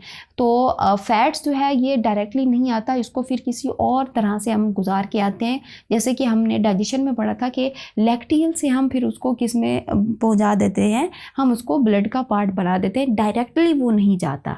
तो समझ आ गया हमारे पास ये लिम्फेटिक सिस्टम क्या है। तो यहाँ तक मैंने आप लोगों को जो है वो सर्कुलेटरी सिस्टम कम्प्लीटली पढ़ा दिया है। अब हम यहाँ पर इस चैप्टर के अकॉर्डिंग जो है वो MCQs करेंगे, जो मोस्ट ऑफ द इम्पोर्टेंट है, ठीक है ना। आप लोगों ने इनको अच्छे से करना है, ठीक है। सो जैसे कि हमने इन टॉपिक्स को जो है वो कवर कर लिया है, जो कि बहुत ज़्यादा इंपॉर्टेंट थे। अब इन्हीं टॉपिक्स के अकॉर्डिंग हम यहाँ पर डिस्कस करेंगे MCQs, ताकि हमें पता चल सके कि किस टॉपिक्स में सबसे ज़्यादा MCQs आए हैं इस चैप्टर के, ठीक है। तो यहाँ पर हम अपने MCQ स्टार्ट कर लेते हैं। पहला MCQ है हमारे पास कि which permit exchange of the material with the tissue, यानी कि इसमें हमने ये बताना है कि कौन सी हमारे पास यहाँ पे वेसल दी हुई है, ठीक है। तो हमने इसमें बताना है कि कौन सी वेसल टिश्यू के साथ मटेरियल को एक्सचेंज करती है, वेन्स, आर्टरीज, कैपिलरीज या फिर ऑल। तो इसका एग्जैक्ट आंसर क्या होना चाहिए? कैपिलरीज होना चाहिए, जो कि मैंने आपको बताया भी था जब मैंने ब्लड वेसल पढ़ाई, तो मैंने एक का फंक्शन भी बताया। तो कैपिलरी का फंक्शन क्या होता है कि ये मटीरियल को एक्सचेंज कराती है। अच्छा, अब क्यों कराती है एक्सचेंज? तो इसका आंसर ये है कि कैपिलरीज की जो वॉल होती है ना, सिर्फ 1 सेल थिक होती हैं। यानी कि अगर मैं आपको बताऊं यूं इस तरह से, ठीक है, यूं इस तरह से, ये एक सेल है, ठीक है, ये उसके साथ दूसरा सेल है। मतलब क्या है कि ये सिंगल सेल से मिलके बनी होती है। मतलब क्या है कि बहुत सारे सेल्स इस तरह से आपस में एक एक करके सेल आपस में इस तरह से जुड़े होते हैं, और यहाँ पर इनके दरमियान में ना आपको क्या दिखता है, छोटा सा पोर दिखता है, यानी कि छोटा छोटा गैप रह जाता है। इन्हीं गैप की वजह से फिर यहाँ पर जो मटीरियल होता है वो क्या हो जाता है, यहाँ से जो है वो एक्सचेंज होता है। ठीक है, समझ आ गया आप लोगों को। अच्छा, नेक्स्ट हमारे पास है second MCQ, the first consequence of the lymphatic blockage in tissue is. ये क्वेश्चन पूछा गया यूएचएस 2025 में।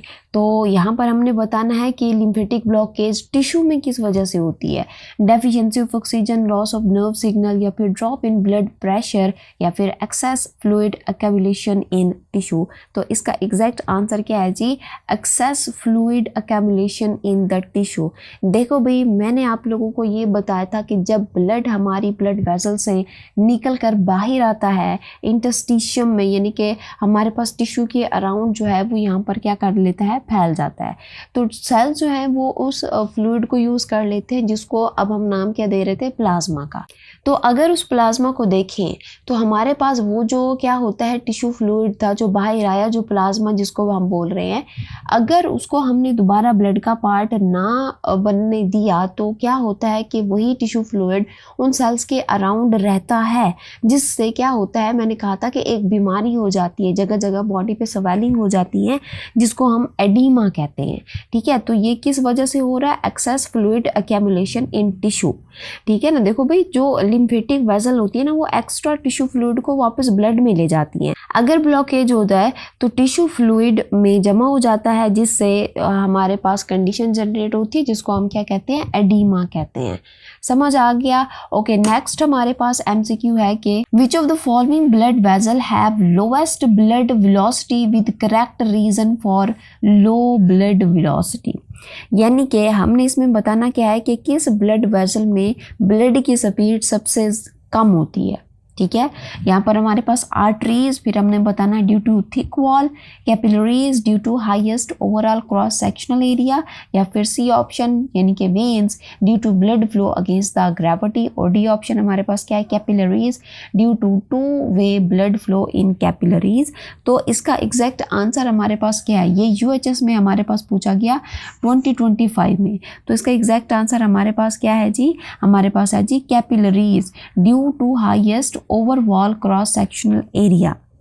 यानी कि अगर हम यहाँ पर देखें ना कि जो कैपिलरीज होती हैं उनका जो टोटल क्रॉस सेक्शनल एरिया होता है ना, सबसे ज़्यादा होता है, जिसकी वजह से ब्लड की वेलोसिटी सबसे कम होती है, ताकि जो मटेरियल है वो एक्सचेंज हो जाए बिल्कुल आसानी से। देखो भाई, हमने कहा था कि ये हमारे पास क्या है, आर्टरी है। फिर आर्टरी जो है वो आर्टरियोल्स में क्या हो जाती थी, कन्वर्ट हो जाती थी। यहाँ फिर वो क्या बना रहे होते थे, नेटवर्क्स बना रहे होते थे। ठीक है, तो अब यहाँ पर देखो, ये एरिया हमारे पास क्रॉस सेक्शनल एरिया ज़्यादा है, जिसकी वजह से हमारे पास जो कैपिलरीज होती है ना, इनमें सबसे ज़्यादा हमारे पास क्या होती है, सबसे जो कम स्पीड होती है ना, वो यहाँ हमारे पास कैपिलरीज में होती है। नेक्स्ट हमारे पास एमसीक्यू है कि which statement best explain the difference between the humoral and the cell mediate immune response. ये यूएचएस में पूछा गया। अच्छा, मैं यहाँ पर आप लोगों को एक बात और भी बता दूँ कि समहाउ हमारे पास ये जो चैप्टर है सर्कुलेशन, और हमारे पास अगर हम देखें ना सर्कुलेशन कंटेंट को देखें, तो इसके अंदर जो है वो हम इम्यूनिटी को भी ऐड कर देते हैं। ठीक है, क्योंकि इम्यूनिटी को जो है वो एक अलग चैप्टर से नहीं दिया गया, पीएमसी में उन्होंने अलग चैप्टर बना दिया है। लेकिन अगर हम पंजाब की बात करते हैं तो पंजाब की बुक में हमारे पास जो इम्यूनिटी है उसका सेपरेटली चैप्टर नहीं दिया गया, तो इसीलिए हमारे पास सर्कुलेशन में जो है वो एमडी कैट के अकॉर्डिंग अगर हम देखें तो सर्कुलेशन में इम्यूनिटी वाले भी एमसीक्यूज आ जाते हैं। ठीक है, तो आप लोगों ने इस चीज़ को माइंड में रखना है। और दूसरी बात कि इम्यूनिटी वाले जो हमारे पास एमसीक्यूज है ना, मैं आपको फिर अलहदा से करवाऊंगी। अभी हमारे पास ये इस चैप्टर के अकॉर्डिंग जो है वो आ रहे हैं, तो आप लोगों ने इसको भी देख लेना है। ठीक है, तो हमने यहाँ पर बताना क्या है कि ह्यूमरल और सेल मीडिएटेड इम्यूनिटी में क्या डिफरेंस है।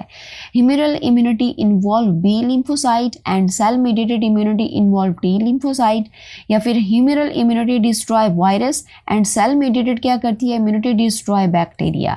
Humoral immunity is specific and the cell mediated immunity is non non specific, या फिर हमारे पास होता है कि humoral immunity use antibodies and cell mediated immunity does not involve immune cells. तो इसका एग्जैक्ट आंसर क्या है कि जो ह्यूमरल इम्यूनिटी होती है ना वो इन्वॉल्व होती है बी लिम्फोसाइट से, और हमारे पास सेल मीडिएटेड इम्यूनिटी में टी लिम्फोसाइट जो है यहाँ पर क्या होते हैं, इन्वॉल्व होते हैं। ह्यूमरल इम्यूनिटी बी सेल और एंटीबॉडी पर डिपेंड करती है, जबकि जो सेल मीडिएटेड इम्यूनिटी होती है ना टी सेल पर ये डिपेंड कर रही होती है। ओके, नेक्स्ट हमारे पास एमसीक्यू है कि tissue fluid in a lymphatic system is called as. कितना इजी सवाल है, यूएचएस में पूछा गया कि वो टिश्यू फ्लूइड, ठीक है ना, जो लिम्फेटिक सिस्टम में होता है, यानी कि मैं अगर आपको बताऊं तो ये हमारी क्या थी, ये हमारी आर्टरीज थी, कैपिलरीज थी, फिर यहाँ से ये क्या जा रही थी, वेंस जा रही थी, और यहाँ से ब्लड निकल कर कहाँ पर आ रहा था, इन टिश्यू स्पेस में आ रहा था। तो जो ब्लड हमारे पास इन टिश्यू स्पेस में निकल कर आ रहा था उसको हम क्या कह रहे थे, प्लाज्मा, मैट्रिक्स, लिम्फ या ब्लड। तो मैंने उसके दो नाम बताए थे, एक बताया था मैंने टिश्यू फ्लूइड और दूसरा मैंने क्या बताया था, प्लाज्मा। तो ये हमारे पास इसका एग्जैक्ट आंसर क्या है जी, प्लाज्मा होता है। ठीक है, अच्छा नेक्स्ट हमारे पास है कि which of the following event prevent back flow of the blood from ventricle to atria during ventricular systole. अब इसमें हमने बताना क्या है कि वेंट्रिकल सिस्टोल के दौरान ब्लड को वेंट्रिकल से एट्रिया में वापस जाने से क्या रोकता है। ठीक है, अब हमने यहाँ पर बताना है। ठीक है, तो हमारे पास ऑप्शन क्या है, contraction of the atrial wall muscle, या फिर closure of the tricuspid and the bicuspid valve, या फिर opening of the semilunar valve, या फिर opening of the tricuspid and the bicuspid valve. तो इसका एग्जैक्ट आंसर हमारे पास क्या है जी, closure of the tricuspid and the bicuspid valve. ठीक है, हमारे पास अगर ये ट्राइकस्पिड और बाइकस्पिड वाल्व बंद ना हो तो हो सकता है ब्लड जो है वो बैक फ्लो कर जाए। ठीक है, इसलिए यहाँ पर हमारे पास ये दोनों वाल्व क्या हो जाते हैं, बंद हो जाते हैं। ठीक है ना, अच्छा इन दोनों वाल्व को कलेक्टिवली हम क्या नाम दे देते हैं जी, एवी वाल्व। ठीक है, हम इसको नाम दे देते हैं जी, किस चीज़ का, एवी वाल्व का हम यहाँ पर इसको नाम दे देते हैं, ये भी याद रखिएगा।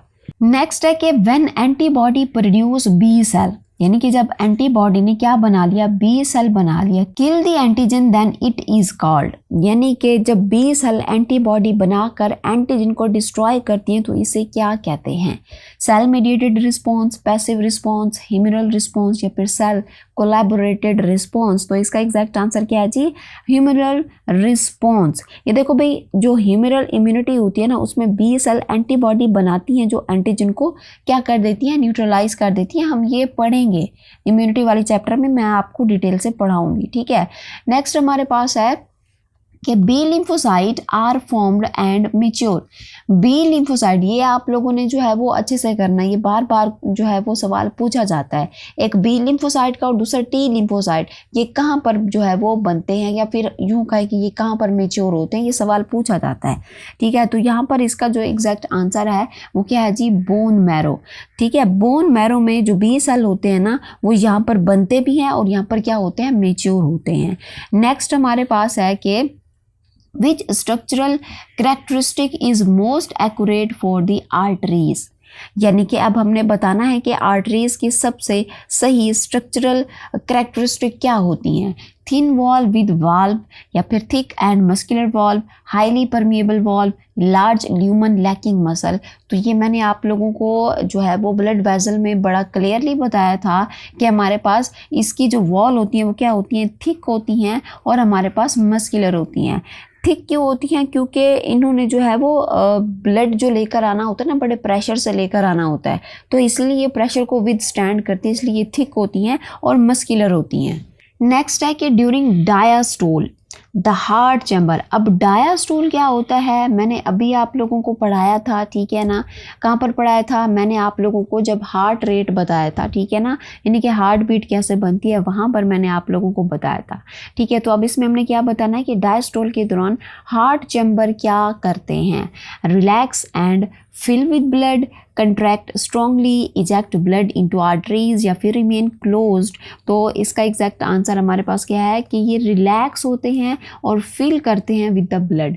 डायस्टोल में हमारे पास क्या होते थे, जो बोथ एट्रियम थे ना, ये क्या कर रहे थे, रिलैक्स कर रहे थे। इनके रिलैक्सेशन से क्या हो रहा था, हमारे पास ब्लड जो है वो हार्ट के अंदर आ रहा था। ठीक है, अच्छा नेक्स्ट हमारे पास 11th MCQ है कि a person has swollen lymph node after throat infection, यानी कि एक पर्सन था जिसको जो है वो, जिसका गला खराब हुआ, उसको इन्फेक्शन हुआ और उसके जो लिम्फ नोड थे गले में, ठीक है, वो क्या हो गए, स्वेल हो गए। व्हाट डज दिस इंडिकेट, अब ये क्या इंडिकेट कर रहा है, ये क्या बताना चाह रहा है, failure of the circulatory system, extra glucose storage या फिर active immunity response, blockage of the digestive track.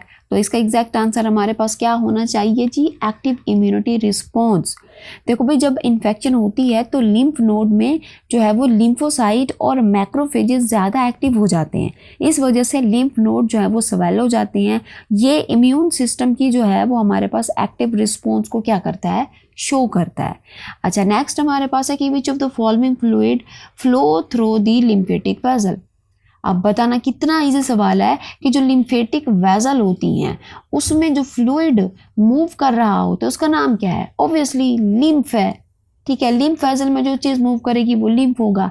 Lymph के बारे में भी मैंने आप लोगों को बताया था कि इसका कॉन्स्टिट्यूट क्या क्या चीज़ें होती हैं, ये भी आप लोगों ने याद रखना है।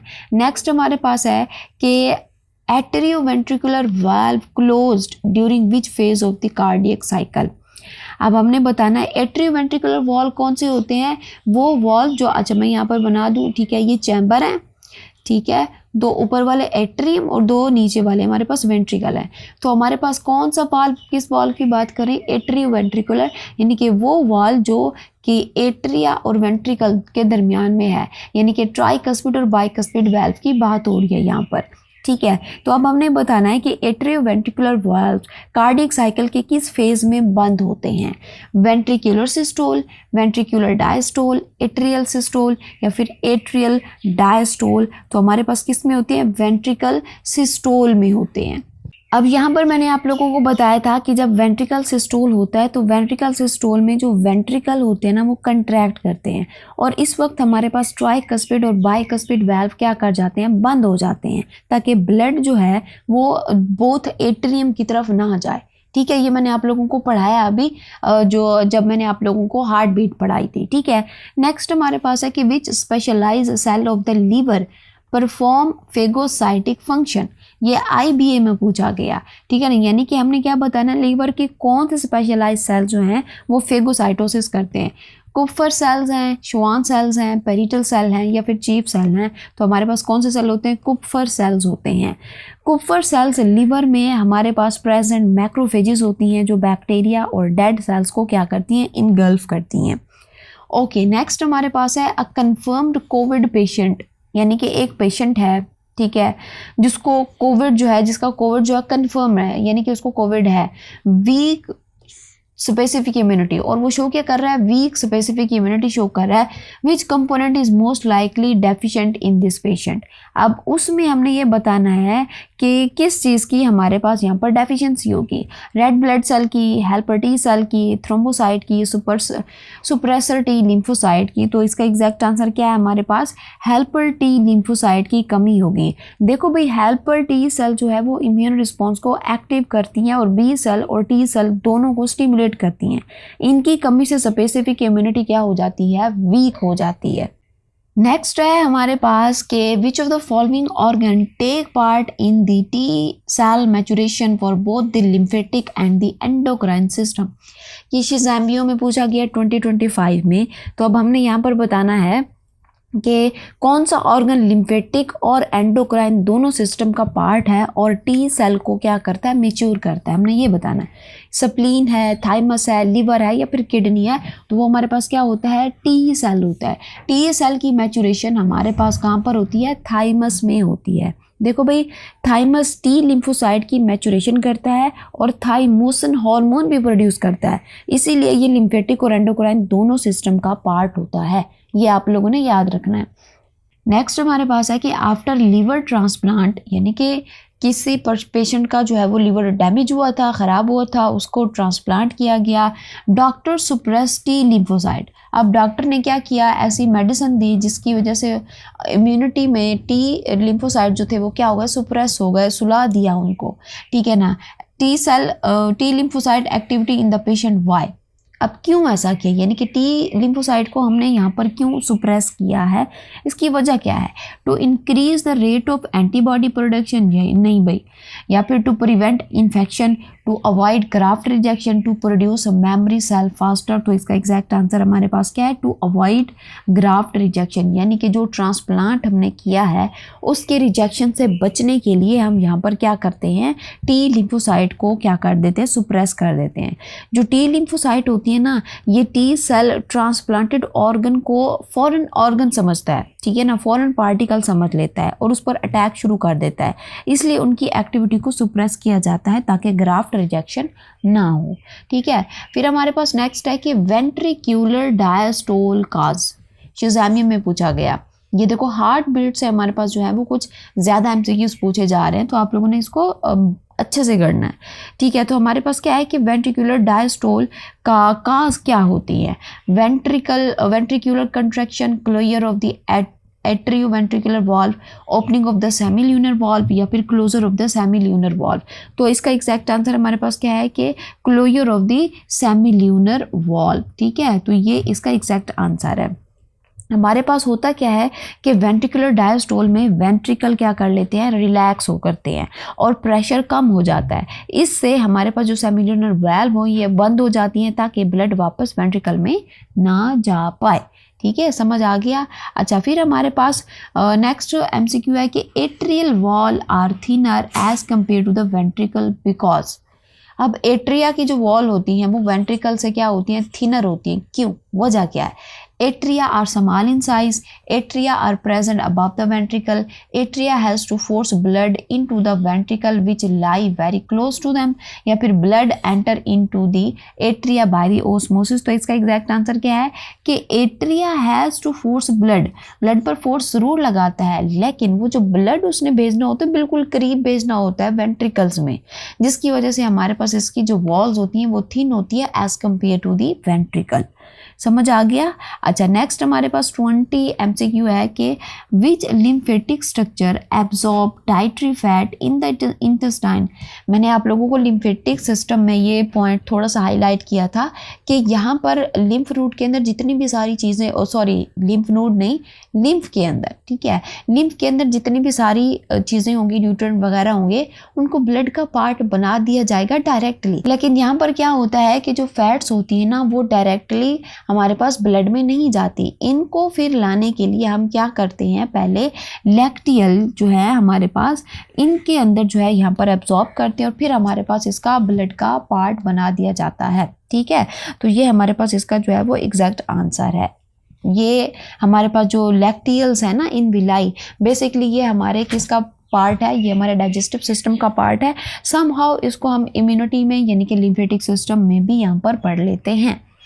नेक्स्ट हमारे पास एमसीक्यू है कि which cell type is essential for stimulating cell division of both B cell and T cell। यानी कि हमने यहाँ पर बताना क्या है कि कौन सी सेल B सेल और T सेल दोनों की सेल डिवीजन को स्टिमुलेट करता है। ये कहाँ पूछा गया, शिज़ामिया में। Plasma cell, memory cell, helper T cell या फिर न्यूट्रोफिल्स। तो कौन होते हैं हेल्पर T सेल। ये बेसिकली हमारे पास किस चैप्टर से लिया गया है, इम्यूनिटी से, ठीक है, इम्यूनिटी चैप्टर से यहाँ पर जो है ये लिया गया है। तो समहाउ मैंने कहा कि ये चैप्टर सर्कुलेशन से भी हमारे पास कनेक्टेड है, तो इसके एमसीक्यूज भी यहाँ से देख लें। अच्छा, नेक्स्ट हमारे पास होता है कि during ventricular systole which pressure change occur.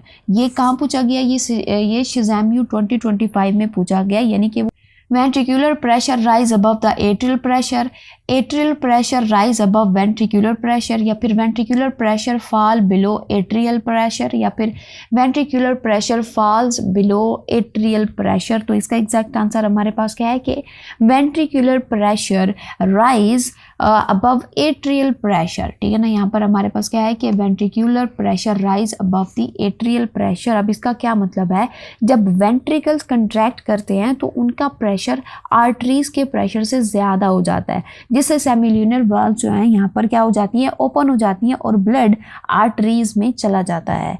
Next हमारे पास है कि which of the following component are present in both lymph and blood, यानी कि हमने बताना है इन कंपोनेंट में से वो कंपोनेंट जो ब्लड में भी हो और लिम्फ में भी हो। ये कहाँ पर पूछा गया, नम्स में पूछा गया। ऑक्सीजन है, वाटर है, लार्ज प्रोटीन है, आरबीसीज, इलेक्ट्रोलाइट या फिर अमाइनो एसिड या फिर कार्बन डाइऑक्साइड, आरबीसीज या वाटर या कार्बन डाइऑक्साइड, ग्लूकोज या फिर वाटर। तो हमारे पास क्या होता है, carbon dioxide, glucose and water, यहाँ पर लिम्फ में होगा।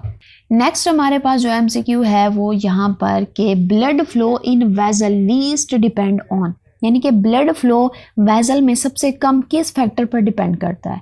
यहाँ पर total cross sectional area of the vessel, blood pressure, skeletal muscle contraction या फिर हार्ट बीट। तो इसका एग्जैक्ट आंसर क्या है, skeletal muscle contraction. Blood flow का जो प्राइमरी सोर्स है ना वो हार्ट पंपिंग और ब्लड प्रेशर है। स्केलेटल मसल वेनस रिटर्न में जो है वो हेल्प करती है, लेकिन ओवरऑल ब्लड फ्लो सबसे कम इसी फैक्टर पर डिपेंड करता है। नेक्स्ट हमारे पास है कि which T lymphocyte do not directly attack invading microbes. NUMS में ये पूछा गया कि हमने यहाँ पर ये बताना है कि कौन सी टी लिम्फोसाइट डायरेक्टली माइक्रोब्स पर अटैक नहीं करती। Natural killer cell, macrophages, B lymphocyte या फिर न्यूट्रोफिल्स। तो इसका एग्जैक्ट आंसर क्या है, नेचुरल किलर सेल।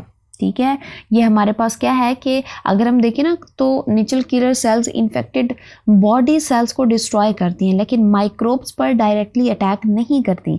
ये वायरसेस, इन्फेक्टेड और कैंसर सेल का जो है वो इन्हीं को जो है वो यहाँ पर टारगेट करती है, ये याद रखिएगा। अच्छा, नेक्स्ट हमारे पास है कि identify the location of the mitral valve in human heart. अब हमने वाल्व्स पढ़े थे, ठीक है ना। हार्ट में 4 वाल्व्स होते हैं, एक ट्राइकस्पिड, बाइकस्पिड और 2 हमने पढ़े थे सेमिल्यूनर वाल्व। इन वाल्व्स में से हमारे पास जो मिट्रल वाल्व है, ठीक है ना, मैंने आप लोगों को जब बाइकस्पिड और ट्राइकस्पिड बताया था तो वहाँ पर मैंने आप लोगों को जो बाइकस्पिड वाल्व होता है ना, ठीक है ना, उसका जो दूसरा नाम होता है वो मिट्रल वाल्व होता है। अब ये जो हमारे पास मिट्रल वाल्व है ये कहाँ पर प्रेजेंट होता है, हमने यहाँ पर ये बताना है। Between right ventricle and pulmonary trunk, between left ventricle and aorta, between right atrium and right ventricle, between left atrium and left ventricle. तो ये कहाँ पर था, ये लेफ्ट साइड पे था, हमारे हार्ट के लेफ्ट साइड पे था, एट्रियम और वेंट्रिकल्स के दरमियान में। ठीक है। अच्छा, नेक्स्ट हमारे पास है a woman cut her finger while working in kitchen. ठीक है ना, एक औरत थी, काम कर रही थी किचन में, उसका जो है वो क्या हो गया, उसको कट लग गया उसकी फिंगर पर। Which chemical substance will cause inflammation around wound. ठीक है ना, अब जहाँ पर उसको कट लगा उसके अराउंड कौन सा हमारे पास सब्सटेंस है जो इन्फ्लामेशन करेगा, उसकी स्वेलिंग करेगा, जलन करवाएगा, ठीक है ना, पेन भी होगा। ठीक है, तो ये क्या है हमारे पास, इंटरल्यूकिन फर्स्ट, हिस्टामिन या फिर इंटरल्यूकिन सेकेंड या फिर हेपारिन। तो इसका एग्जैक्ट आंसर हमारे पास क्या होता है, हिस्टामिन होता है। देखो भाई, जो हिस्टामिन होता है ना, ये मैस्ट सेल और बेसोफिल से रिलीज होते हैं, जो ब्लड वेसल को क्या करते हैं, डायलेट करती हैं और इन्फ्लामेशन का काज बनती हैं। ठीक है, ये बात याद रखिएगा।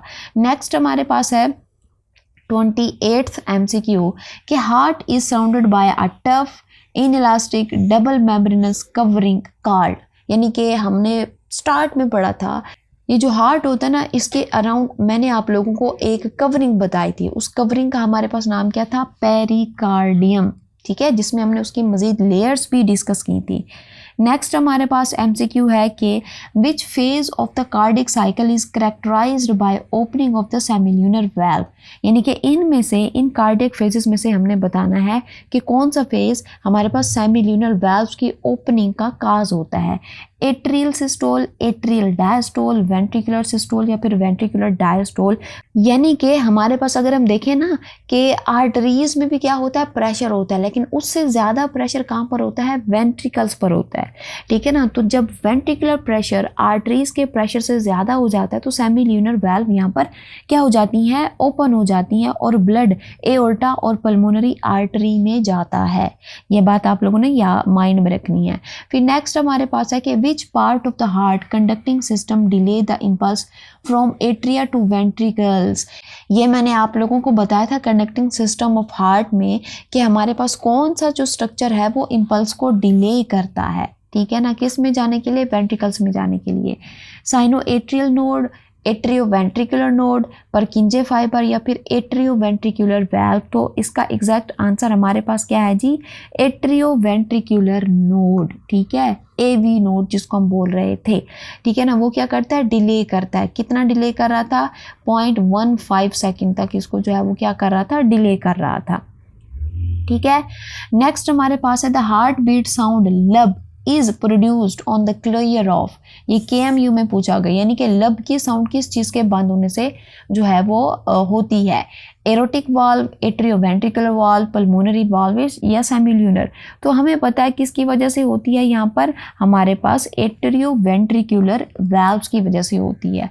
ओके, नेक्स्ट हमारे पास है कि what is the primary function of the lymphatic vessel, transport oxygenated blood, drain excess interstitial fluid, produce antibodies या फिर स्टोर मेटाबॉलिक वेस्ट। तो इसका एग्जैक्ट आंसर हमारे पास क्या है, ये क्या करता है, ये ड्रेन करता है एक्सेस इंटरस्टिशियल फ्लूइड को, लिम्फ बनाता है, लिम्फ से फिर दोबारा वो ब्लड पार्ट बना दिया जाता है।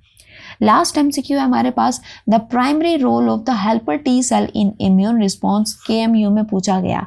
अब इसमें वो क्या आप बता रहे हैं कि इम्यून रिस्पॉन्स में हेल्पर टी सेल का जो बेसिक फंक्शन होता है वो क्या है, secreting perforins to destroy target cell, या फिर असिस्टिंग बी सेल फंक्शन, या फिर C ऑप्शन है इनहिबिटिंग हमारे पास कॉम्प्लीमेंट, ठीक है ना। यहाँ पर हमारे पास एक ऑप्शन और भी है, ठीक है ना, D ऑप्शन, जिसमें हमारे पास है कि इनगल्फिंग एंटीजन, ठीक है ना,